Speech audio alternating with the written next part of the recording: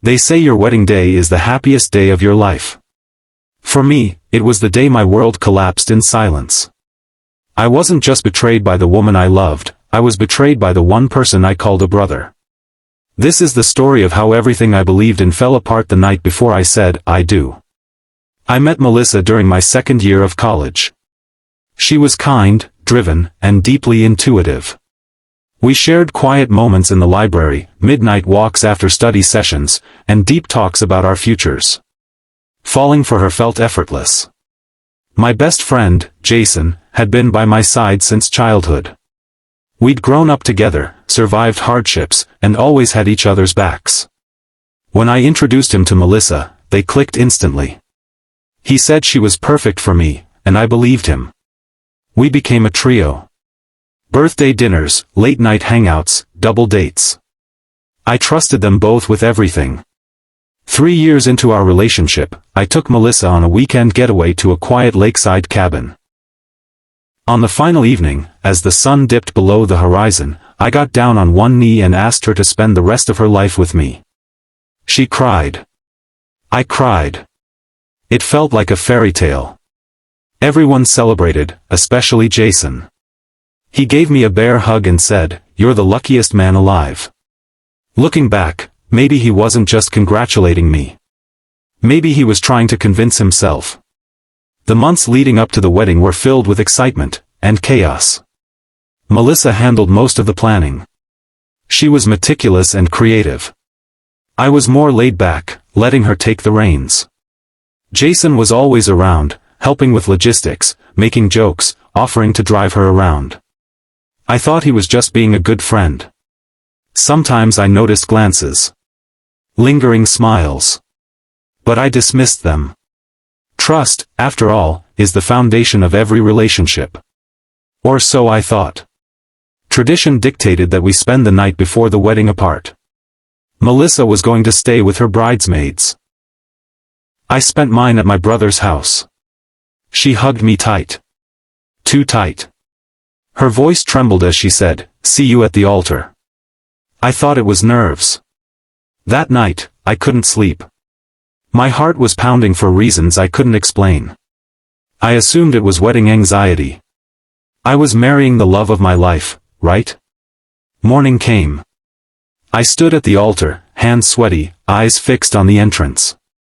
The music started. Melissa appeared in white, radiant, but her eyes didn't meet mine. They glanced somewhere else first. Jason. I dismissed it. My mind was too clouded by love to think clearly. We said our vows. The crowd cheered. But something in me felt wrong. A weight I couldn't shake. 3 months into the marriage, everything changed. Melissa became distant. Conversations turned shallow. Her smile faded. She was always distracted, always guarding her phone. Jason had stopped visiting altogether. No explanation. Just silence. One evening, her phone lit up while she was in the kitchen. A message preview from Jason. I can't stop thinking about that night. My heart stopped. I confronted her calmly. I just wanted honesty. She broke down. Tears streamed down her face as she whispered, "I made a mistake, the night before the wedding." My stomach sank. She told me they had spent that night together. That it was unplanned. That she was confused and scared about the future. That Jason had been there. There were no raised voices. Just silence. Deep, suffocating silence. I left the next morning. I packed a bag and walked out of the apartment we'd shared. No note. No speech. I didn't even take my ring. Jason tried to call. I blocked his number. Melissa wrote me letters. I never read them. Sometimes, the deepest kind of pain isn't loud. It's quiet. It's the stillness that follows betrayal. It took time. Months of therapy, solo hikes, journaling, and tears. But I survived. I learned that love without loyalty is just a beautiful lie. And that some people are only meant to be chapters, not your whole story. I forgave her eventually, not because she asked for it, but because I deserved peace. After I left, the hardest part wasn't the betrayal, it was the silence that followed. I moved into a small one-bedroom apartment on the edge of town. It was quiet. Too quiet. Every morning, I'd wake up hoping the pain had disappeared overnight. But it was always there. Like a shadow. Friends tried to help. They told me to move on, to let it go. But how do you let go of someone you once imagined growing old with? Healing wasn't linear. Some days, I felt strong. Other days, a random song, a scent, or a couple laughing on the street would crush me all over again. I deleted our photos. Blocked her on everything. But the memories? They stayed. I couldn't understand how two people I loved so deeply could do this to me. How trust could be shattered in a single night. One night, I sat alone on the balcony, a cup of cold coffee in hand. The city lights blinked below me like scattered stars. And I asked myself the question I had been avoiding. Did I miss the signs, or did I just choose not to see them? The answer was both. I ignored my instincts.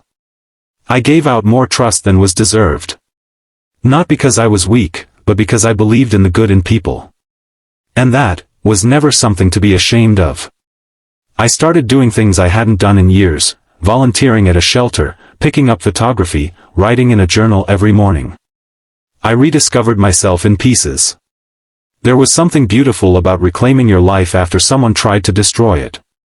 Like a garden growing in the cracks of broken concrete. And slowly, without realizing it, I was healing. One day, I saw Melissa again, accidentally, in a bookstore downtown. She looked older. Not in years, but in spirit. She smiled faintly, as if asking for permission to approach. I simply nodded and walked away. I didn't need closure. I didn't need answers. I had already given myself both. Months turned into a year. I started seeing someone new.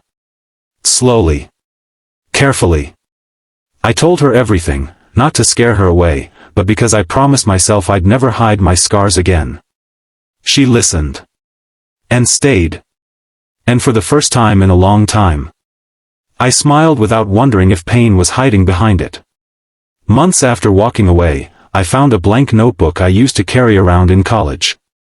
Flipping through it, I saw an old entry I'd written about Melissa. One day, I'll marry her. Not because she's perfect, but because she makes me feel like I am. That night, I wrote her a letter. Not to send, but to free myself. Melissa. I loved you with everything I had. I trusted you completely. And even now, I don't wish you pain. I just wish you had been honest. What you did broke me, but it also built something stronger inside me. I release you. I release the anger. I forgive you. Goodbye. I tore the letter out and burned it. The ashes floated away into the cold night air. And for the first time, I felt free. A few weeks later, I got a message on Facebook. It was from Jason. I don't expect forgiveness. But I want you to know, losing your friendship was the worst part. I live with that regret every day. I stared at the screen, my hands still. I didn't reply. Because some apologies aren't meant to be answered. And some doors, once closed, should stay shut. Healing from betrayal doesn't mean forgetting it happened. It means learning to live again, even when the past whispers. I began mentoring young adults at a local community center, many of them struggling with trust, identity, and heartbreak. One of them asked me, "How do you love again after being hurt like that?" I told him, "You don't rush it. You let love find you again, not to fix you, but to meet the version of you that rose from the ashes." It took courage to tell this story. I hesitated many times. I worried about being judged, about seeming weak. But then I realized, there's power in vulnerability. And maybe, just maybe, someone out there needed to hear this. To know they're not alone. To know betrayal doesn't get the final word. You do. Love isn't about perfection. It's about presence. It's about choosing someone who won't betray you in the quiet moments, when no one's watching. The night before our wedding, she made a choice. And now, I've made mine. To keep living. To keep loving. To keep rising. This was my story. Thank you for listening. Infidelity series, real voices. Real pain. Real growth. Subscribe for more emotional true stories. You are never alone.